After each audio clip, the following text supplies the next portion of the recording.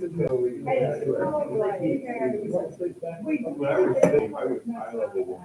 then there's a part where you just raise it like this, so you probably get it.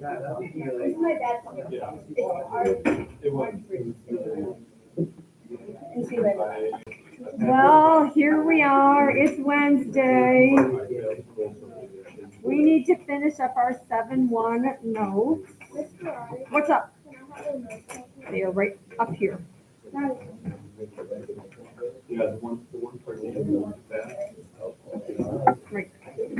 Nope. Right. Look, let's see how it says AP statistics in the top corner. Yeah, go for that one. Did you take the other one too? Because there's. Yes. Okay.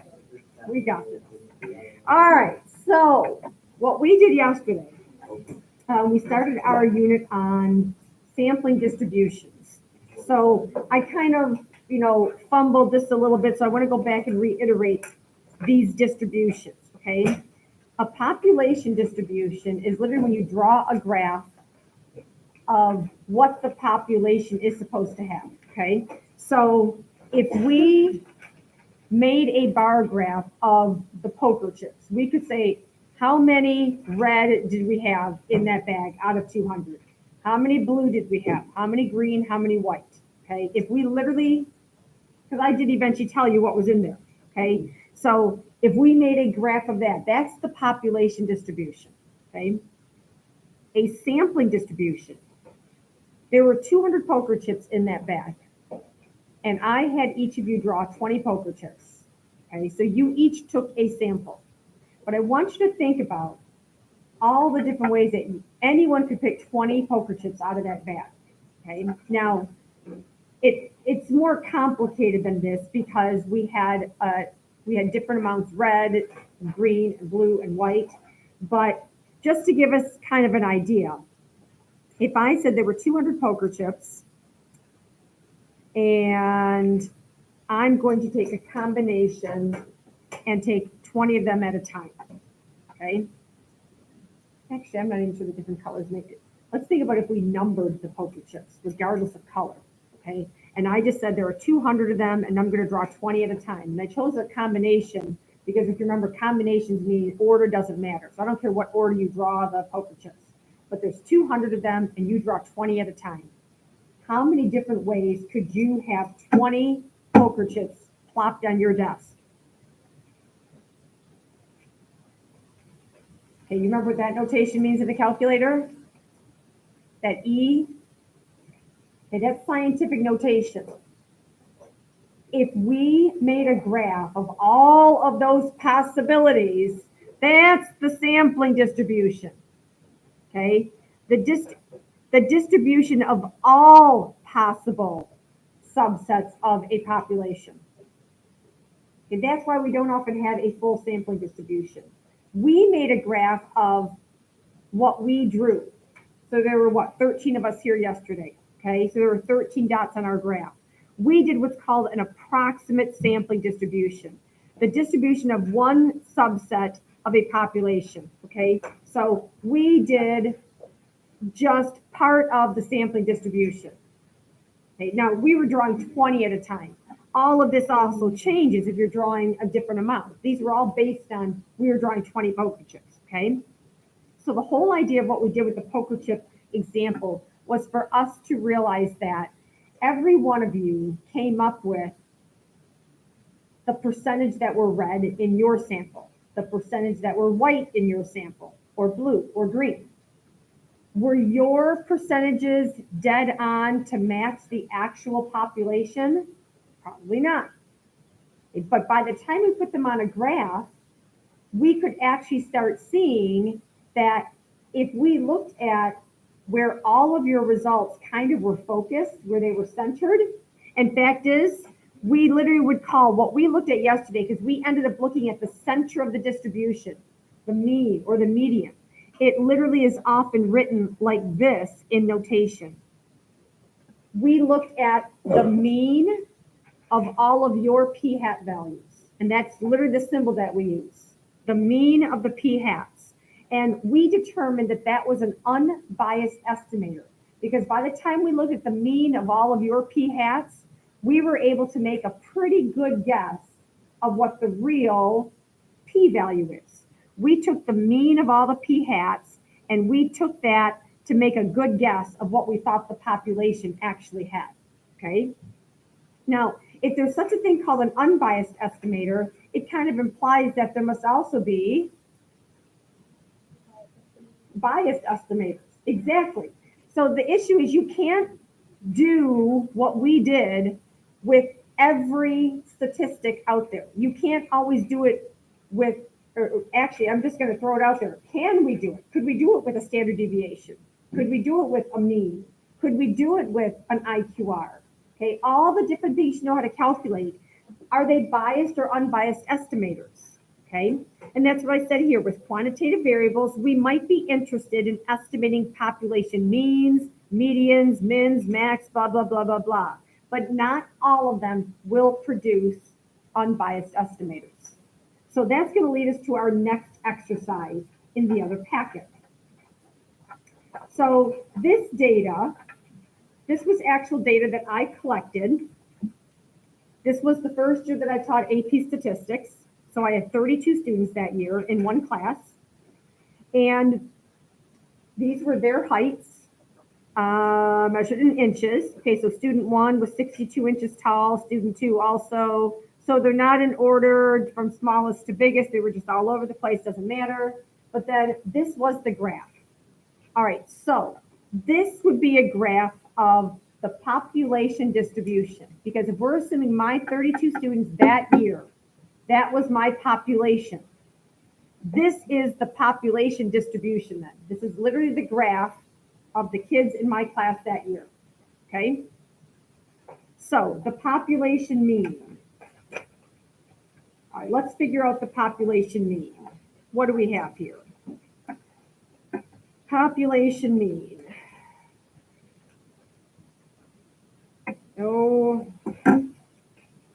there are 262s added to 263s, added to 364s, added to 365s, added to 466, added to a 67, 268s, 269s, 270s, 271s, 472s, 373s, I should have done this ahead of time, and then 275s. So I had this all adds up to 2181, but then if I divide by the fact that there were 32 students in my class that year, I have a mean of, we'll call it 68.2, 68.156, so we'll just say 68.2. And the range is a little bit easier to figure out here. The range is 13. All right. So basically, what I want you to think about is you guys know how to calculate all sorts of different things in this class, okay? I just picked 2 of them. I picked the mean and the range. And we're just going to find out, using the method that we did yesterday, could we determine whether the mean is an unbiased estimator, is the range an unbiased estimator, okay? So that's what we're doing with this exercise. All right, directions. Seed the random number generator in your calculator. All right, so what you're going to do,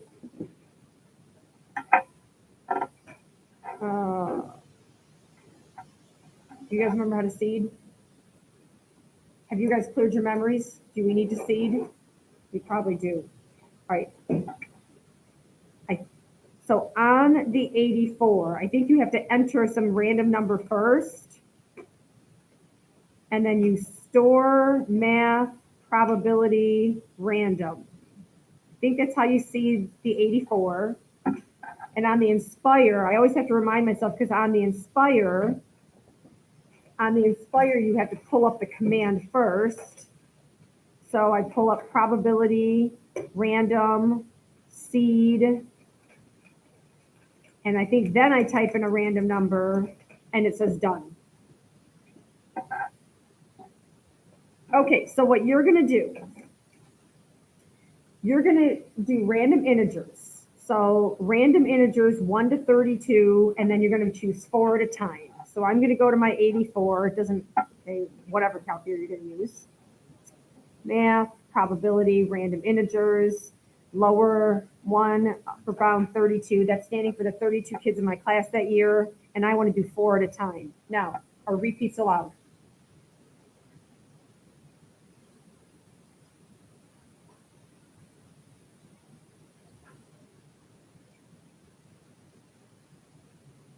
What do the numbers 1 to 32 stand for?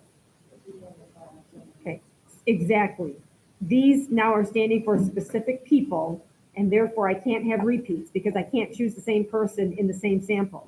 Okay, so I'm okay. I don't have any repeats. All right, so I just got student 13, student 32, student 31, and student 16.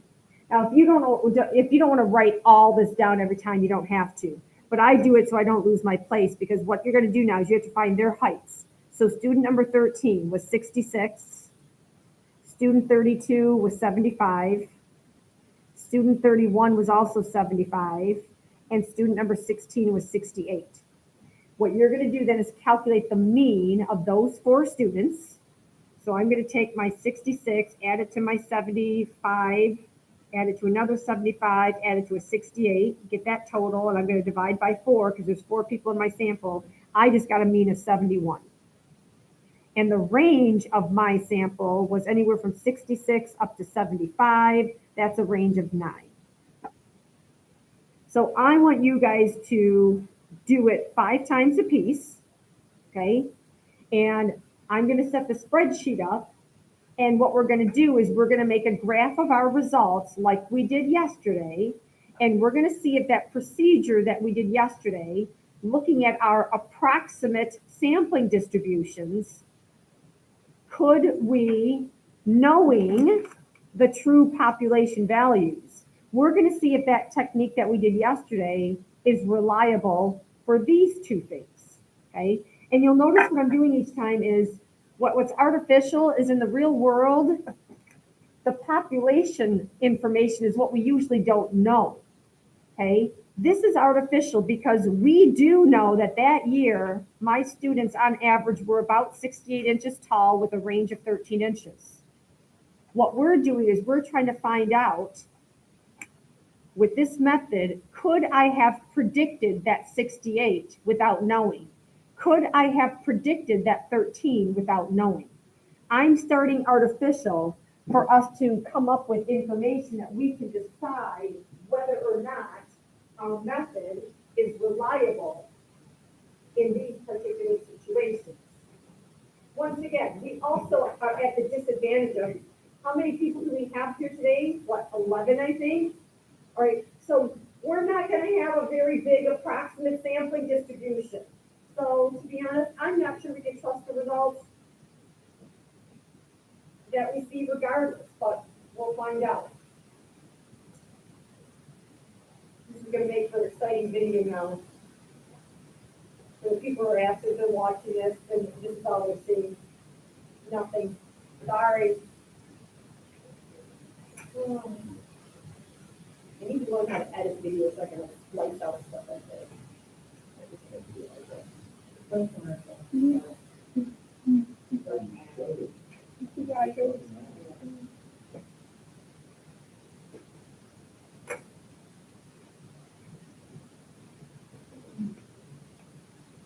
Right, Mrs. Duncan, she baked and she felt her home to study.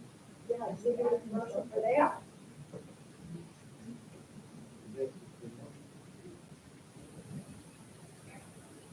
All right, so you're gonna come up to me, you're gonna give, I'm giving you your 5 means and your 5 ranges when you come up here. I have my spreadsheet set up, so I'm just moving data from last year. I'm gonna do a state ad, so I don't.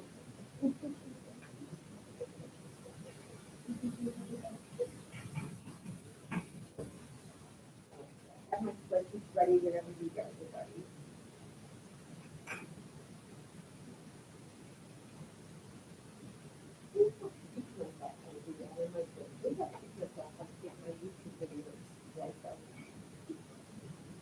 Can't you just stop this one?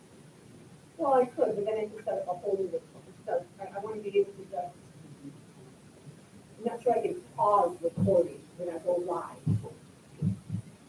No, all I can do is end. But there's an edit, so I just need to learn how to slice out the middle. Look it up when.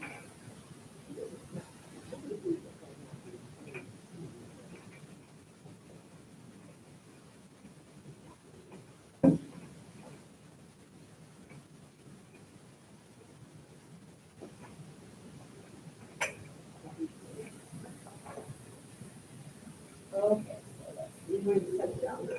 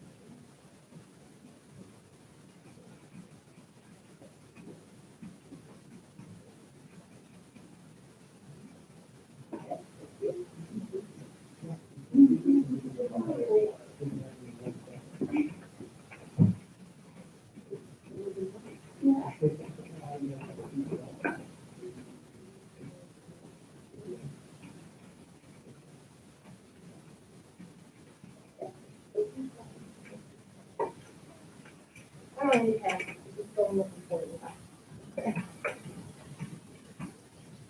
71.7.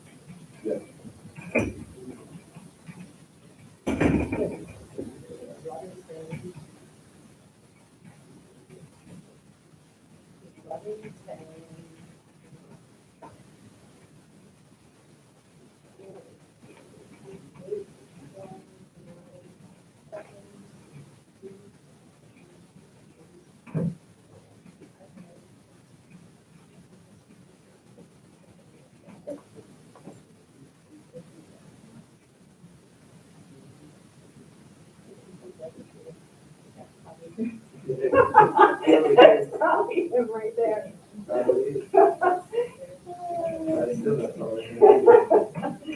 Oh, what happens to poor Eden when he gets older and they has your bone structure starts shrinking?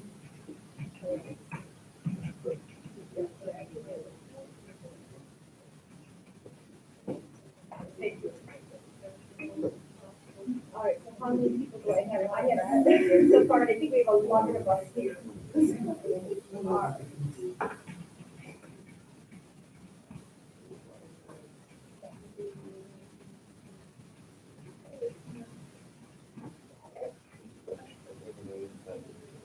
All right, you did not see your calculation. You just had the exact same numbers as. Yes. I thought it was already, you have to print out anything. Seriously, you guys have exact, I recognize the string of 11, and I know you guys have all the exact same answers. I'm telling you, the feeding, I don't make it up. Feeding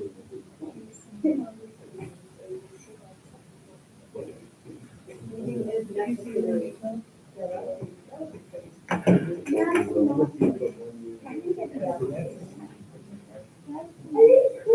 Well, it wasn't his managing, because Ethan obviously didn't see his either.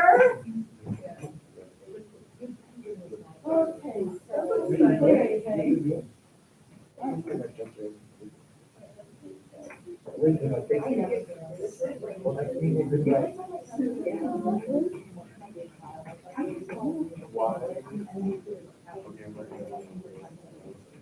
All right, got it.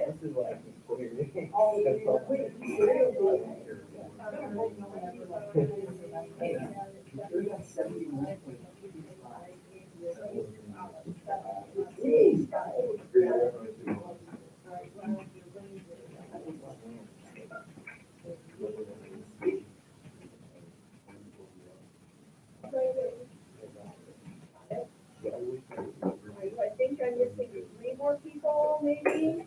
Wait, no, 1 more. We only have have 11 here today. So is there one more out there I don't have?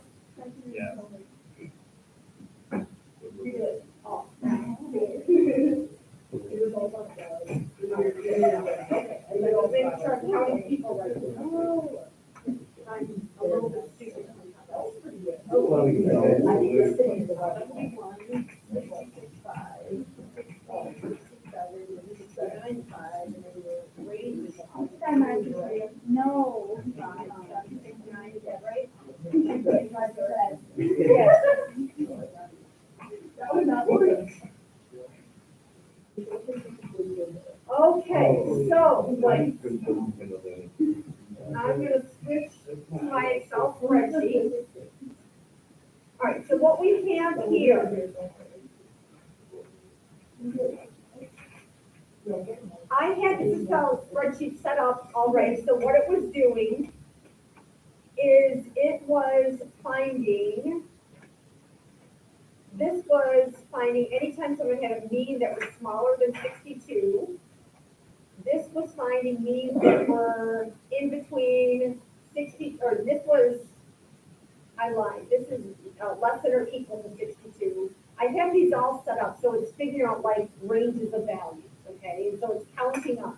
And then it's doing the same thing for the ranges. How many times did 7 come up as the mean of the ranges, okay? Or, so basically, it's all set up and it's now making a graph. Okay, so each one of you, so even though there's only 11 of you here, you each did the exercise 5 times. So there should be 55 dots on here. And it looks like there could be 55 dots. Okay, so I have it set up. So this would be, notice I have it called the approximate sample distribution. Because you each took 5 samples. There's 55 samples here. Okay, now out of those 32 people, okay, if we took 32 people and we picked 4 of them at a time, so I'm doing a 32 C4. According to this, there's almost 36,000 ways that you could pick 4 people out of those 32. Okay, so if we made a graph of all those 36,000 ways, that would be the sampling distribution. We don't have 36,000 dots. We have an approximate sampling distribution. But what we talked about yesterday was we said, all right, on average, okay, these were the means of their heights. On average, how tall, if you didn't know any better, what would you say the average height was based on these samples? If you kind of look at, okay, we got a couple of maybe outliers over here, but yeah, you might say somewhere around in here. Okay, 67. Well, this is where I said this exercise is artificial because you don't need to estimate the average height of my students that year. I told you the average height was 68. But do you understand that if I didn't tell you that ahead of time, this would have told us a pretty decent estimate? You would have guessed 67, okay? That's the purpose of this exercise. So I'm trying to prove to you that this sampling method is effective. So we just found ourselves another unbiased estimator. We now know that we can take percentages to estimate a population percentage. We can take means to estimate a population mean. What about the range? Did we find a third unbiased estimator? So if you didn't know any better, what would you tell me the range was for the heights of my students? Based on this. Around 9? But what's the real range? So did this do a good job estimating? No, it did not. The range is not an unbiased estimator. You cannot take sample ranges and use them to predict the population range. Okay? Now, the first year I taught this class, the question came up. my students went back to the list I had on the other piece of paper, and they're like, okay, so which one of these are biased and which one of these are unbiased? I was like, wow. And I sat at home one day and I made up like a set of data, and I sat on Minitab and I had this data and I was doing all sorts of things, trying to figure out what the rule was, which one was biased and which one was unbiased. And I'll be honest with you, I was never able to finish my little project, okay? The bottom line is, we don't need to worry our pretty little heads over all the statistics in the world, which ones are biased and which ones are unbiased. Our class is going to focus on proportions, our P's and P hats, and means, our mu's and our X bars. And we have determined that those two are in fact unbiased estimators, okay? We did happen to determine that the range is not, but we're not going to use we don't use the range very much anyways, okay?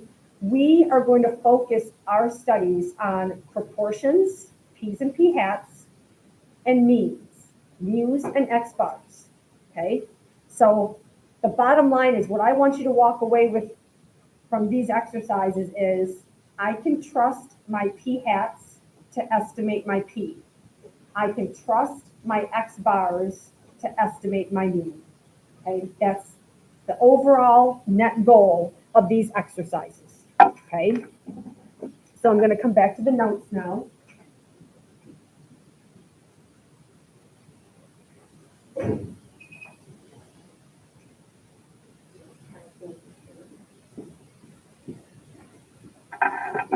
All right. Below are the results from a different class for the sampling heights exercise. Okay, so these people, what do they have here? 2, 4, 6, 8, 10, 12, 14, 16, 18, 20, 22, 24, 26. They had 28. Okay, so they had 28 dots in their graph. We only had 11. They had 28. Or no, we had 55 because we had, you guys each did it 5 times. But in this population right here, in this population, they said their average height was 66, their range was 21. So they did the same exercise we did, drawing 4 students at a time, and they plotted their approximate sampling distribution.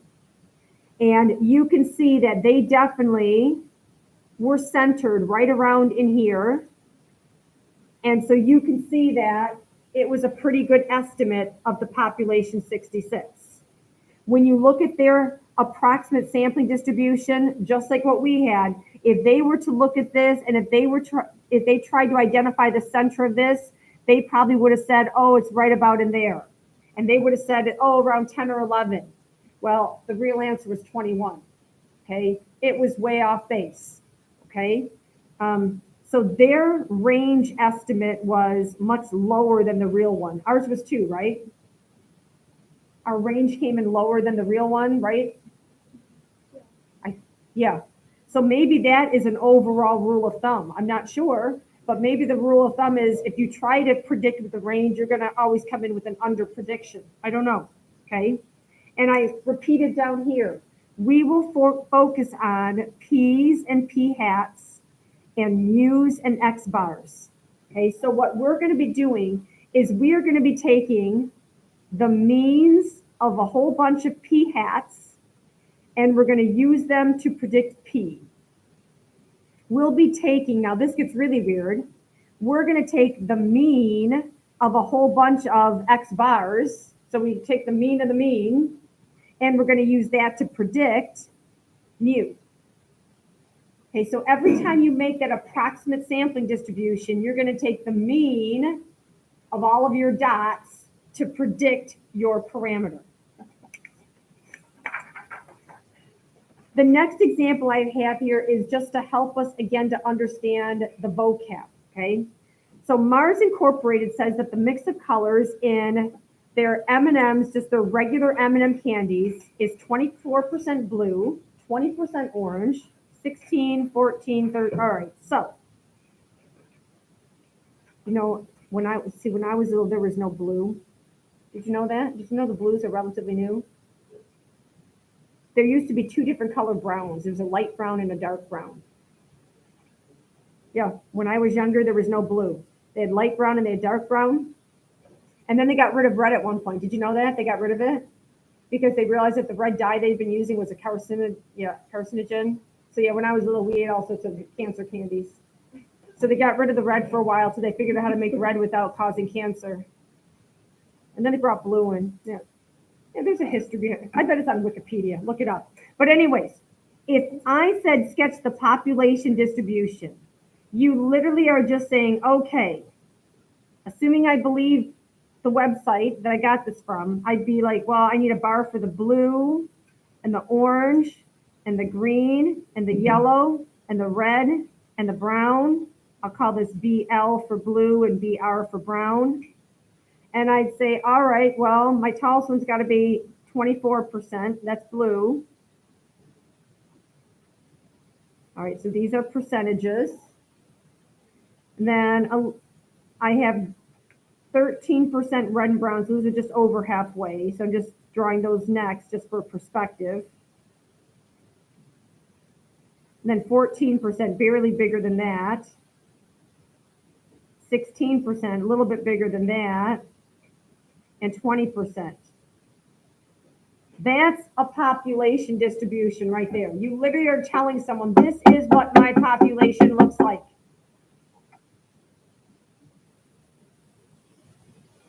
The next graph is one person's sample distribution, okay? Suppose someone took one sample. They took, there was a big pile of M&Ms, and they scooped them up and they counted how many of each they had. They did one sample, okay? And they said, I had 18 blue, I had 8 brown, I had, it looks like 13 green, 10 orange, if I'm reading that right. I think it's 5 red. What do you think? Am I reading it? Is that a 7 over here, I think? So, how big was their sample? Well, it looks like they took 22, 35, 43, maybe 61. Okay, I probably have one of those. I bet it was 60. Okay, but whatever. That distribution, take off the ing. That is literally called a sample distribution. Okay?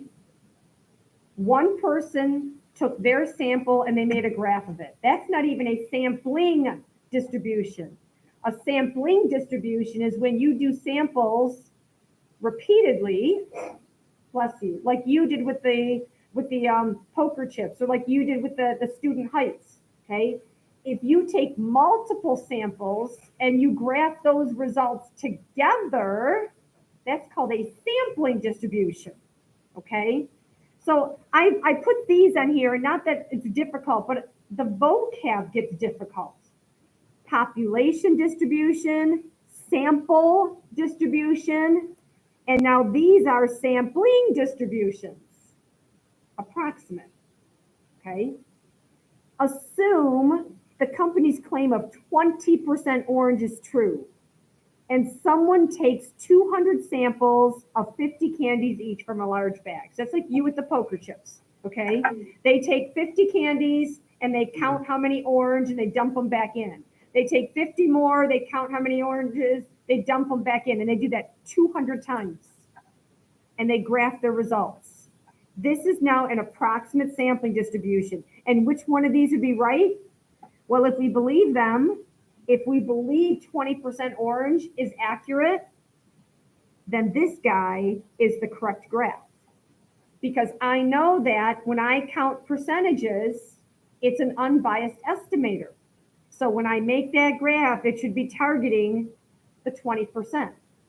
Now, if this was my graph and I came out and saw this, I'd be like, I don't believe them anymore. They said 20% and I came out at 40%.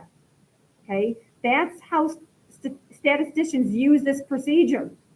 Okay, one person can make a claim, they can test it, and after repeated tests, if it keeps coming back centered around 40%, they could come back and say, wait a second, that's not right. Okay, I added this because this is something I am guilty of. At least I really was when I started teaching this class. I confuse how many samples, how many trials, how many repetitions did we do versus the N size. So that's part of the reason I do these exercises with you, to emphasize. Poker chips, the value of N was 20 because you drew 20 poker chips. How many samples did we have? 13, because we had 13 of us here yesterday. This is how many repetitions, this is how many do you draw each time. Okay, in the example up above, okay, they drew 50 candies and they did it 200 times. Our class heights, our N size was 4 because we drew 4 names or 4 students, but how many times did we do it? We did it 55 because there were 11 of you, but you each did it 5 times. Okay, I should add that here, just as another example. Okay, N is how many are in your sample. And then you have, well, how many times did I do my sampling? So when we talk about bias, okay, I hope just by basic intuition, we prefer low bias. Okay, we want to try to we want to try to hit the target. The whole idea about doing this is trying to use sampling to estimate the population parameter. We want to be accurate. We don't want to have a biased answer. We don't want to be off. So I said here the goal is low bias, and also we would like reduced variability, because if your graph is really spread out, like that one that we had a couple of outliers, okay, that in statistics, and there's a reason we point out outliers, okay, because they're off the trend, okay? So the goal is low bias, low variability. So your book has a diagram like this. They make it a bullseye. And they say that if you were, I mean, obviously, if you're playing darts, your goal is you want to hit the bullseye. This would be this is what you want. We call that low bias because we're on target, and it's low variability because they're very close together, okay? This one, it's high bias because it's way off target, but it was low variability because they're really tightly packed, okay? This one, low bias because we tend to be centered around the center, but we have high variability. It's not very trustworthy. It's like, yeah, you kind of are going in the middle, but you're still kind of all over the place. This one, okay, that's me playing darts right there. Okay. Half the time I probably don't even hit the board. All right. Yeah, I know. You ought to see me bowling. Seriously, I'm the type of person, if I went bowling, my ball would probably land in the next lane. My ball bounces down the lane many times. I don't have a smooth release. All right, I found these online. I actually like these diagrams better because they look more like what we do. Okay, we make our approximate sampling distributions. This is our goal. If the true population parameter was 2, we are hoping that our samples will be tightly compacted around the 2. Okay. If they're tightly compacted, we have low variability, but all of a sudden we'd be like, well, wait a second, it's way off the mark. So if someone told me, the population has a mean of 2, if my sampling distribution looked like this, I'd be like, I don't know if I trust you because I came in at 4. Okay. This is all over the place. I guess it's kind of centered over, well, it's centered around the 3, not the 2, and it's all over the place. This one is centered at the 2, but it's highly spread out, okay? Again, the goal, low bias, low variability. So how do we control that? How do we contain it? First of all, make sure you're using an unbiased estimator. Well, we will be. We're going to be using proportions and means. Larger sample sizes. Hey, you want better results? Take a bigger N size. Don't just draw 20 poker chips, draw 50. Okay. But a large sample size cannot overcome the misuse of a biased estimator. I have some people think that, well, as long as I draw more and more poker chips, that, well, sure, if you draw the whole population, I bet you're going to nail it, okay? But in general, we want a large sample size, as large as we possibly can within reason. So, all right, and that is the end of notes for 7-1. You have homework. I have the homework posted in Schoology, and I do look at it. So I know how few of you are doing your homework. I know. You guys think I don't even look, but I do.